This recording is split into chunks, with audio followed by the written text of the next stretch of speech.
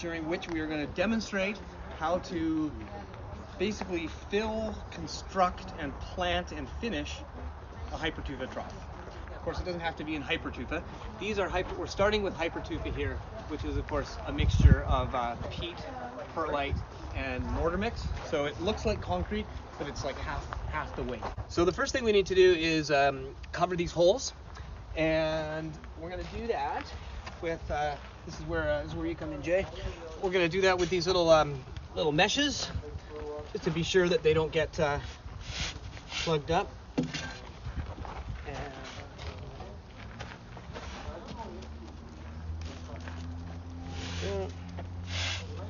Great, and now we're gonna fill it up. So as you can see on these troughs behind me, we're gonna fill them not just flat, but as high as we can to get started. That's the way I like to do it, because you see a lot of troughs when they're finished that are just flat, right? Like a flat plane with the plants kind of growing in them. But we're trying to create something that's a lot more dramatic looking here. The real inspiration for rock gardening comes from the mountains, and what we're really trying to do is build like a real craggy, dramatic, not kind of boring and flat kind of construction. So the first thing we're going to do is going to fill it up. Climate like Vancouver's, where it rains a lot, pure sand is a perfectly fine growing medium, because particularly if you're growing saxatile plants, they really don't want a lot of nutrients in the soil. They really get what they need more from the mineral components of the soil, not the organic component. And so literally you start by just chucking your first rock on. The first rock is always the hardest one, actually, especially in a big garden. And in a really big garden, you have to have in your mind already the basic outflow, or the basic design of how it's going to look. You can't just start winging it, right? Like here you can almost start just winging it. You just throw the rocks on. Like sometimes when I'm unloading the rocks from the truck and I just put them on the ground like this next to each other, it's like, we're done. It looks good when you don't even think about, as long as you line them up, it looks good, right? So let's see. What we got here now is a very symmetrical pile where the center's in the middle. Definitely don't want that, because this concept in design, asymmetrical balance, where you've got, how can I explain it? Think about Mount Fuji, right? It's like a perfect, it's called a composite volcano. It's too symmetrical, right? Think about a bonsai tray, a rectangular bonsai tray. You never put the plant in the middle, right? You put it a third, like a third of the way over. So that I try to go with that rule of thirds. So I usually like to have my high point somewhere a third of the way, right? And you see that garden, it's the same. It's like your high point is pushed a bit towards one side, right? That's what it looks like for me. And so it just creates a slightly different kind of sense of, it's more natural that way. It looks less human, right? So you definitely want to create something that has a high side and a low side. And then you also don't want to bury all your rocks so that you can't see these nice slabby faces, right? So you think about it, if this was a flat crevice garden with no relief, every single rock would be buried right into the ground, and you wouldn't see the sides of any rocks. And this is one of the great reasons for building it up high, so that when you put one of your first rocks in, it essentially becomes a retaining stone that retains this next level here, right? So you've got this beautiful face that's always going to be exposed. Doesn't matter where you start. You can do your edges. You can do the top first. You can kind of do whatever you want in terms of how the rocks go. But the important thing is that between each rock you have about a 1-inch crevice, and that's of course a question a lot of people ask: how wide should the crevices be, right? 1 inch is about a good average, basically, because it allows you to pot. If you're potting a 2-inch plant like this, it's easy enough to plant it, right? Anything wider than 1 inch, and it's starting to turn in not as much of a crevice. It's turning more into a planting pocket then, right? So 1 inch is about the average. You can certainly go 1 centimeter for sure. Different alpines like different things. You just kind of have to get to know what likes what. Telesonic's Jamesy eye, everyone complains it never flowers. Well, I feel like you gotta get a bit like that, less than a centimeter crevice, and that stresses it out. And like I have that plant and it flowers great every year, but I literally squish the roots between crevices, which is how it grows in nature, right? So 1 inch wide. The next thing to talk about is what we call the returns, which is basically where the rock comes down to the edge of the trough, right? And we want it to look natural, like it's all part of a piece of bedrock that exists, that keeps going down, down, down below the ground, right? So you wouldn't take this rock, and like I said, this is art. So when I say you wouldn't, I'm not saying it's wrong. It's just most people would think that it doesn't look as good. So I wouldn't take that rock necessarily and put it like that, because you get this kind of funny looking overhang here. Now, again, that's not to say that you couldn't grow something that wants an overhang right here, right? Like if you plant something right there and this is south facing, you could create quite a nice planting pocket for something that wants to be a little bit drier in the winter there, right? So again, there's nothing wrong with doing this, but I personally like the returns to really look like they kind of return right down into the ground below.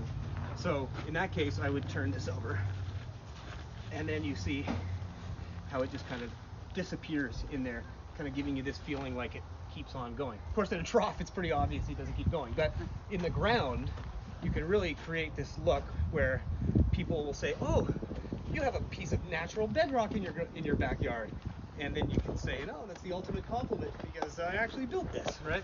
So, but this rock won't work because you also got this funny thing here, right? So I was telling you it's easy. This is how easy it is. I'm just gonna randomly throw a bunch of rocks in here so you can see, well, this is actually pretty good returns here and then back to there. This might actually work. So I lose a lot of soil off here. There's gonna be a lot of soil falling in. So I think that. So there's kind of my low little meadowy area. I'm not gonna build that up much higher because I want to keep this face, right? So there's rock number 1, and this is where I'm going to say this is how easy this is. So this will go. See, I don't like this 90-degree thing here. So it could maybe be, this one's actually got a lot of 90 degrees. So mimicking your angles. See this here? I can work with that, with this. See this angle here? This angle here? This here I'm actually gonna hide, but I'll show you how I'm gonna do that. So, this guy. I'm gonna dig that in a bit.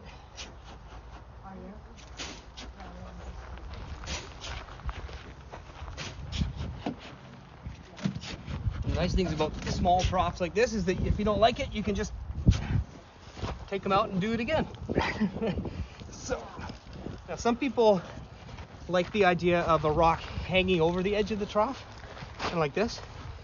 And it looks a bit funny at first, but it actually really, once the plants kind of grow all around this little edge here, and it actually looks way more natural. So I might overhang that a bit. I think that's acceptable.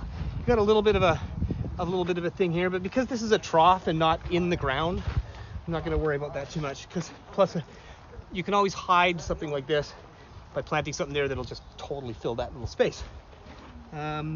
So I think now our high point is probably going to be about here. So like I said, it's not in the middle, just back a bit, and I'm going to angle them back ever so slightly, just a bit. Because they can be heaved into all different angles, right? I think they often look good if they have just an ever so slight kind of a tilt to them. Here, I can put these rocks right up against this return match is better. I can put this rock like that. So there's our 1 inch crevice here, right? Or sometimes if you don't have little rocks to put in between here to stop soil from sloughing out, you can either put it right up against it and then have your crevices more kind of back here. But what I prefer to do is leave a big enough space that I can then find a smaller rock like this, which will then go in like this. And once you kind of put that in a bit, fill that in. And that stops the soil when you water from sloughing out, right? So I haven't checked my angles here. That's actually not too bad. See, they all kind of come down. They don't all match exactly, but that's okay. Right? So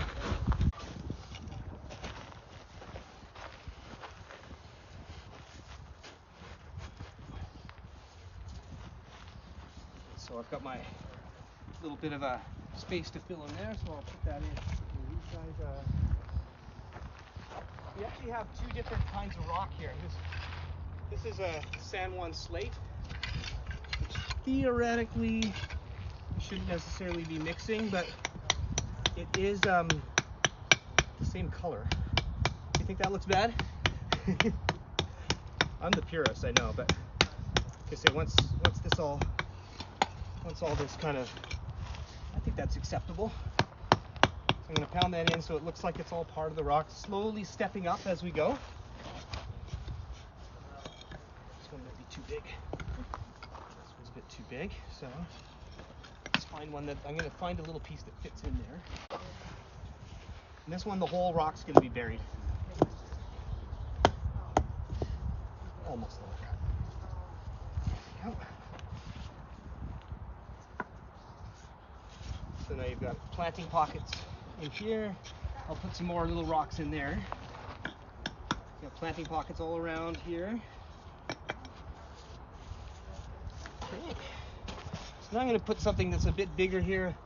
Okay, like I said, I do want to save the face, but it's not the end of the world if I bring it up and then we see another face here.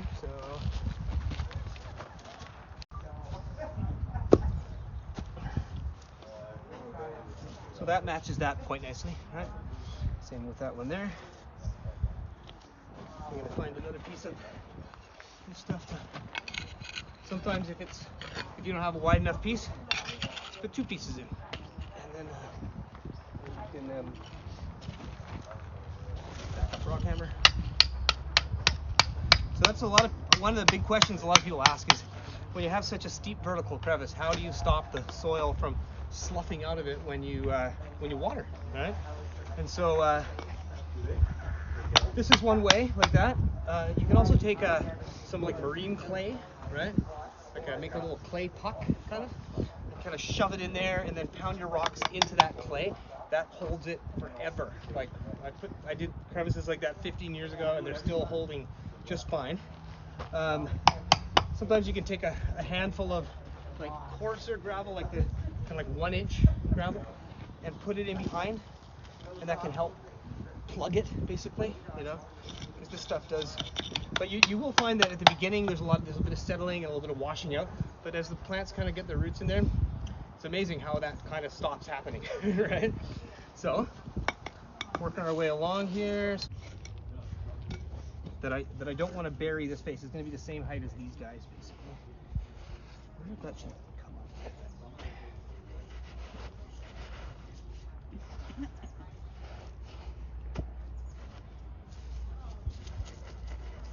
Now, when you're under the gun and everyone's watching you do this, like right now, we don't have a lot of time to pull it apart, put it back together, pull it apart, put it back together, which you might do.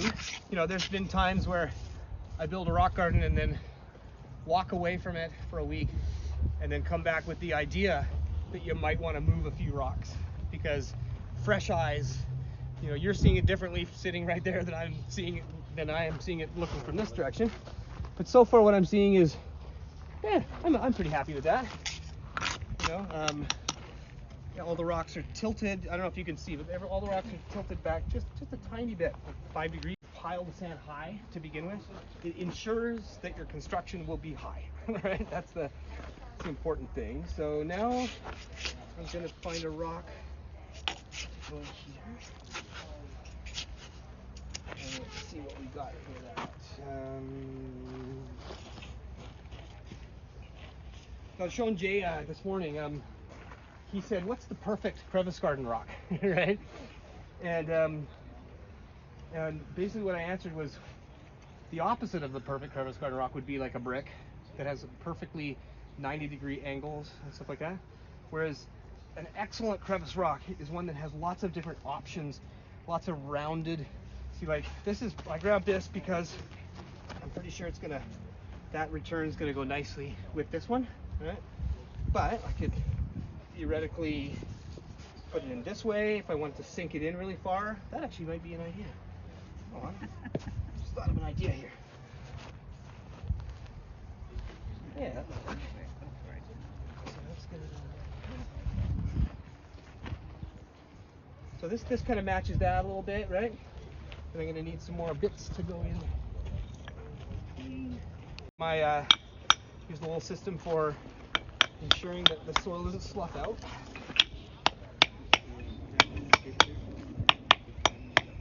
Yeah, so it's not uncommon to kind of throw one of these together, decide you don't like it, take it apart and rebuild it again. It's kind of not a big deal because you can see it's not actually taking very long. It takes a lot longer to get the materials here and oh, can I have that one? Thank you. It takes a lot longer to get the materials here and set up than it is to actually build the things. Right? Okay, is that looking right? Okay. I'm gonna put a little guy in the front there now.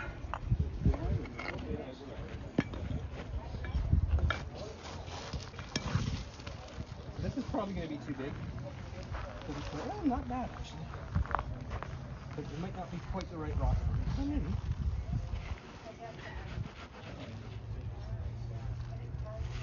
See, one of my main confinements, what you're looking for, like that.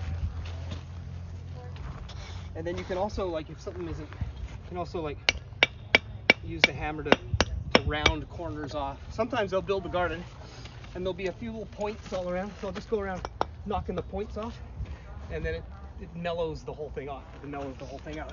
So I'm gonna see if this rock works. See, I wouldn't do it this way because there's that underhang isn't really nice. That's not bad. But this way, you've got two nice returns going like that. Since this is the high side of this rock, I'm gonna put it in this way.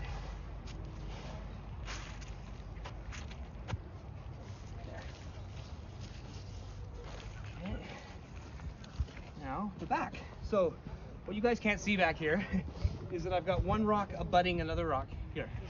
And from this angle, what you see is the join where they.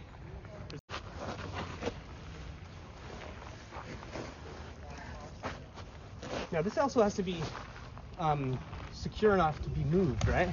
So like, I gotta make sure some of these end rocks may have to be buried a little more deeply into the sand just to hold like this guy in place, right? Especially leaning back like that. But again, you'd be amazed how these things hold together. I'm not sure if that's the exact rock I want, but I'm gonna go nice and deep on this one too. Actually, you know what? I think I don't want it higher. So I actually want a bigger rock. So I want it to go deep, but also be way up here. So we got something. So, hey Jay, was this the one that we picked that had the? Oh no, it's not. That might have been that we talked about as an edge stone. Okay, so I'm gonna be very careful here because this hypertufa, it's strong, but I can't just pound a rock in like I would in the ground. So instead of pounding it in, I'm gonna dig it in. So this is a trough that's really meant to be viewed more from one side. It's not to say that you. Oh yeah, look at that. Awesome. Nice crevice right here. Crevices all through. And my last rock, I'm hoping is going to really kind of anchor this one in. I'm going to make it go really deep.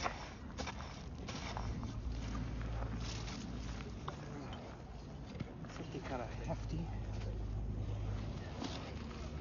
So you see how fast this goes? Like, how long have I been working on this? And this is talking while I'm doing it. I'm not even. So yeah, let's try that one. Let's try that one.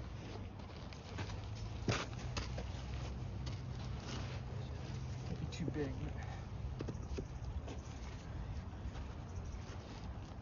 I could put it in that way and really sink it down so that it, like I'm thinking almost more structure than anything else here. Do you think we can have one that's deep like that, but has a nicer top?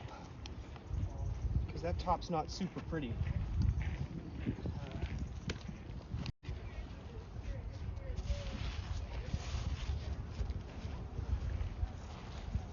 Okay.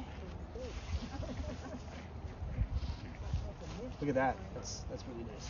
So whatever you put in here, something that well, it's not, nothing's gonna hang down this side, but just to seeing that beautiful rock face is just a subtle change here.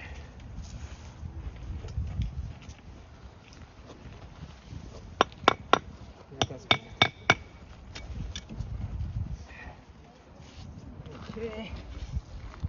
So you got to think about when you're building to keep it structurally sound too, right? So this is kind of, I think we're okay here. Do you want us to set up a tent, pop-up tent for you? What's the weather forecast supposed to do? It's not the piece that I'm looking for. So I have to stick with this slate. But I also don't want to see here, like this rock here that I put in is actually, once I put my side rocks on, it doesn't leave much of a planting pocket in here, right? So you got to think about that. I mean, that'll be fine for semper vivums, right? Oh. So I'm at the so cashier, always and they just don't know what this is. keep that in mind. Keep that in mind when you're thinking about where to plant. Like I might leave this as is. This is pretty secure. Like this is a rock I'm worried about because it's sunken so far in, right? All of these, like I say, once we get our support stones in between, it locks it all tightly together. So I'm just gonna see what I can do about finding some support stones and putting them in here. There's one. So you get some nice skinny, super skinny ones of those. You can mix. Yeah, that looks good. You can usually make even skinnier ones by splitting these. It's not splitting quite like it could, but nope. Anyway, you get the basic idea. Sometimes you can split these rocks and you can really make them quite skinny. Yeah, a little bit better. But yeah, you got some. That one may be good for. Actually, that one might be good for here because it actually is tall enough. Yeah, perfect.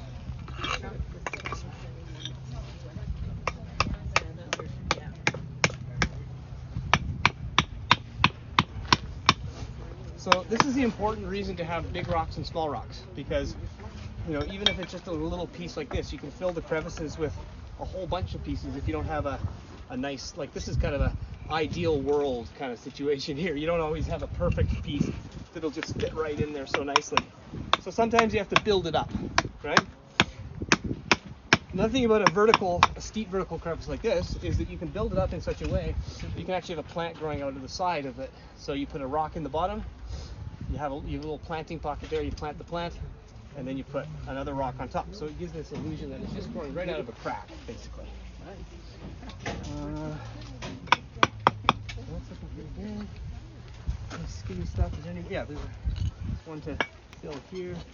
So yeah, so this will definitely be a planting pocket for something that's shallow rooted, tough as nails, just because. But as you go through here, like these will all be much more nice, deeper pockets, or they won't dry up as much. I assume these will be getting irrigated, will they, or just because being so sandy and everything like that. Certainly not a. It's gonna be a video of me trying to figure out this one last piece of the puzzle, right? Just gonna chuck some pieces in there to kind of, since that one piece didn't fit it perfectly, it's okay. We'll just do this. Little bits. And you're doing that to basically dam up the sand? To dam the sand, but also it locks the rocks together. Oh, yeah. Because every time you push a rock in, it pushes each one. Yeah. So when you get to the end, they're all just locked right in. You can walk over them. You can do whatever you want, and then you're good. So this crevice here, I just conditions in this one here. So we'll just pop that in there. And then, of course, very important, the top dressing. So especially for really sensitive plants that just despise having their foliage sitting on sitting on wet sand. That's when you go around the plant. And so this is top dressing that I make by just bombing the logging roads. I get buckets of stuff, and then I sift it into different sizes. So this is quite beautiful top dressing. So just gonna pop that around there. That Daphne looks like it could be a little happier, but given that it's Lawrence croaker, it'll probably survive because it's not that hard of one to grow. So that's rooted cutting. I do at home because I'm lucky enough to have this San Juan schist, it's called. I actually top dress with chunks of the schist, right? So what I'll do, if I can find a few kind of pieces like this that have broken off, it actually just do the same purpose when you think about it. It keeps the foliage of the plants off of the soil. Right? So now these, they don't necessarily have to be linear. They can just be chunky little bits of rock, but it gives a more artistic look. I'm just gonna quickly break one of these. Certainly be my guess, but we'd be here all day if we did the whole trough like this. You see how neat that looks? And you put those in like that. Like I say, it serves the purpose of keeping the roots off the soil. But because these rocks are all going in line with, if you do the whole garden looking like this, it really gives a very cool artistic impression. So I'm just putting even the tiniest little slivers in there. You can get as artsy as you want. Thank you for having these hot sessions again. Well, this is the thing. Once it's established, then you're kind of home free. You don't have to water, because think about how deep, if these have tap roots, right? Yeah. They're gonna shoot that tap root down like in the space of the first year, right? And even if you don't water, it's never gonna dry up way down at the bottom, right? So, so watering, like I say, the older the garden and the more established, the less you have to water, basically.